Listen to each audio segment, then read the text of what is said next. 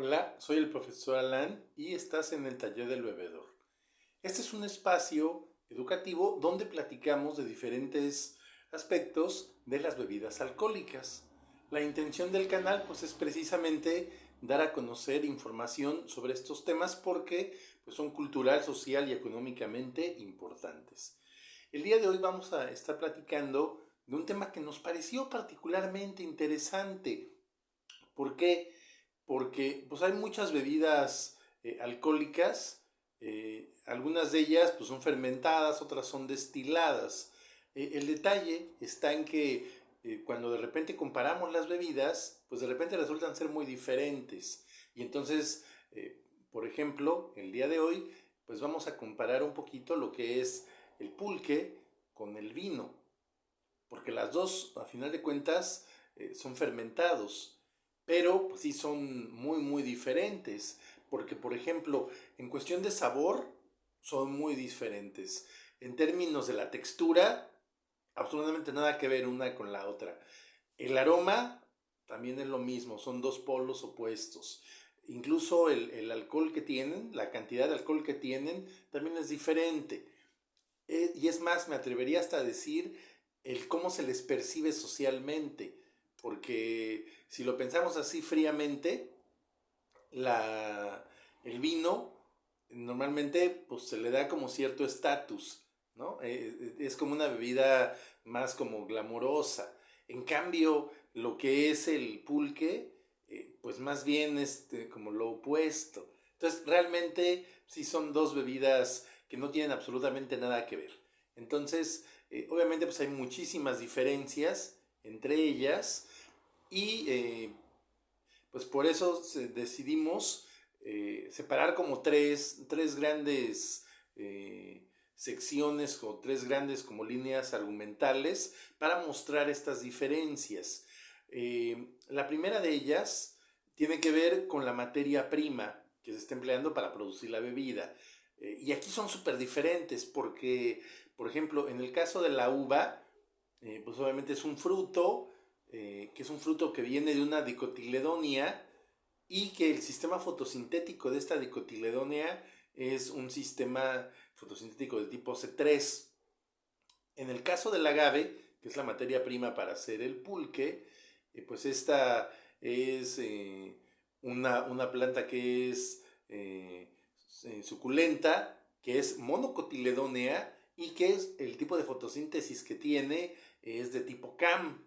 Entonces, pues aunque las dos tienen en esencia bastante azúcar, suficiente para hacer la fermentación, la realidad es que el origen de ese azúcar es diferente, ¿no? Porque pues, son procesos muy distintos estos sistemas fotosintéticos. Entonces, desde ahí ya hay una diferencia muy marcada.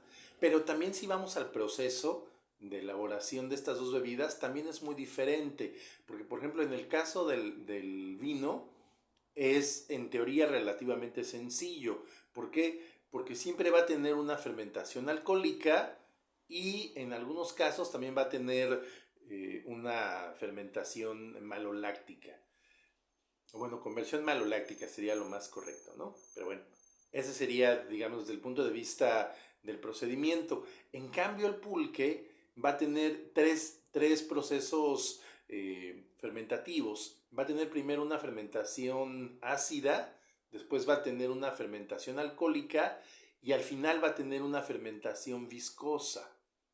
Esta fermentación viscosa ocurre porque está presente una bacteria que es Leuconostoc y esta bacteria tiene una peculiaridad, presenta una cápsula, ¿no? Las cápsulas en las bacterias es una secreción que existe fuera de la membrana celular o de la pared celular, que está compuesta básicamente de azúcares. Es como si fuera una especie como de gelatina, como una especie de moco, ¿no? Y sirve, bueno, básicamente para proteger a la bacteria. Y bueno, Leuconostoc tiene esta capacidad de formar una cápsula a partir de dextranos.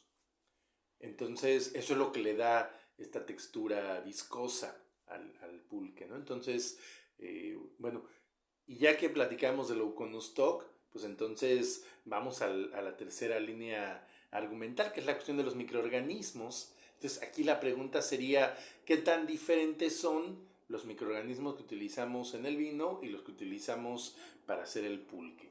Y bueno, pues sí hay mucha diferencia porque en el vino, tradicionalmente, desde el punto de vista de la fermentación alcohólica, generalmente lo que utilizamos es la levadura Saccharomyces cerevisiae. Eventualmente podemos utilizar también Saccharomyces bayanus o podemos utilizar quizá levaduras del género de Torulospora o quizá de repente podemos utilizar levaduras del género Mesnikovia, pero en realidad es como muy reducido el tipo de levaduras que podemos utilizar. Para hacer la fermentación maloláctica, en el caso de que el vino la utilice, ahí generalmente va a ser una especie de bacteria, la que tradicionalmente se utiliza, que es Enococcus oeni, y muy ocasionalmente, muy raro, se puede utilizar también el Lactobacillus plantarum. Pero en esencia son esas especies nada más, son muy poquitas. En cambio, en el pulque, el elenco de géneros que hay por lo menos 50 géneros involucrados con la elaboración del pulque. Yendo, por ejemplo, a lo que son los del lado de los hongos, del lado de las levaduras, pues estaría el género Saccharomyces, el género Pluiveromyces, estaría Cándida. Y aquí lo interesante es que no es una sola especie para cada una de estas levaduras. Por ejemplo, en el caso de Saccharomyces, pues sí está Saccharomyces cerevisiae, pero también existe otra levadura presente que es Saccharomyces paradoxus, que esa pues no es para nada común, ¿no? No es tan convencional, sin embargo, pues participa ahí en la elaboración del pulque. También hay bacterias que participan en el pulque, digo, ya platicamos del Leuconostoc, pero también participan algunos lactobacilos, del género obviamente Lactobacillus. Hay también simomonas y también hay algunas especies del género Acetobacter, perdón. Entonces, esta gran diversidad de microorganismos vinculados al pulque pues realmente incrementan mucho la complejidad química de lo que está ocurriendo ahí. ¿Por qué? Porque al haber tantos microorganismos, pues la posibilidad de que de repente tengan rutas metabólicas alternativas es muy alta. Digo, lo pongo así de forma como muy general. Al haber tantas especies, pues tenemos especies que son homofermentativas, es decir, que descomponiendo el azúcar obtienen un solo producto, pero también tenemos aquellas que son heterofermentativas, es decir, que no solamente van a tener un solo producto, sino van a tener más productos.